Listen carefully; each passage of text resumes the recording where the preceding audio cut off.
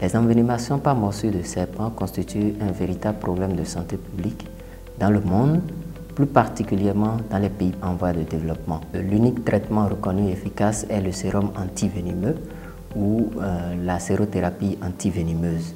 L'accès à ce traitement est assez limité pour les communautés pauvres à cause de son coût assez élevé. Les communautés locales de ces pays, des pays pauvres, usant de leur savoir endogène, ont recours quotidiennement aux plantes médicinales pour pouvoir donc traiter les envenimations par morsure de serpent.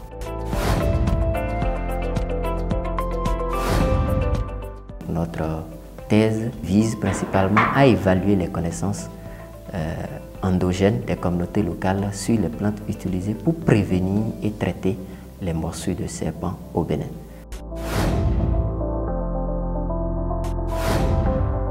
Nous avons conduit une enquête ethnobotanique auprès des guérisseurs traditionnels et des chasseurs spécialistes de la médecine traditionnelle, et ensuite nous nous sommes rendus au laboratoire pour caractériser les métabolites secondaires que renferment les plantes les plus utilisées par les communautés.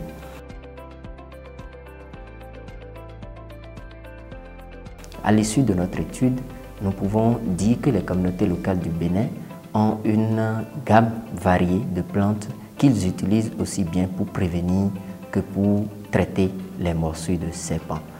Au total, pour prévenir les morsures de serpent, nous avons recensé 114 espèces de plantes. On a constaté que les communautés utilisent de petites herbes comme par exemple citronnelle, l'oignon,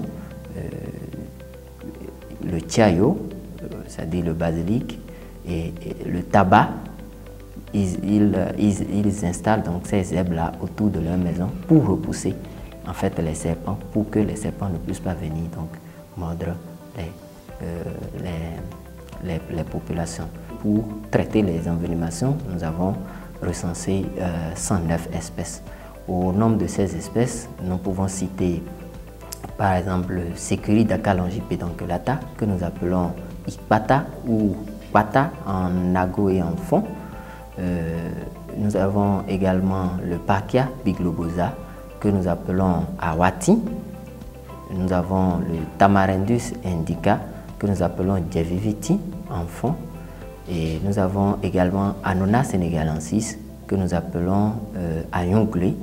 Ces espèces, après donc, le laboratoire, nous avons constaté que ces espèces renferment un certain nombre de composés bioactifs déjà connus pour leur capacité à contribuer donc à la neutralisation des toxines et enzymes contenues dans les venins de serpent.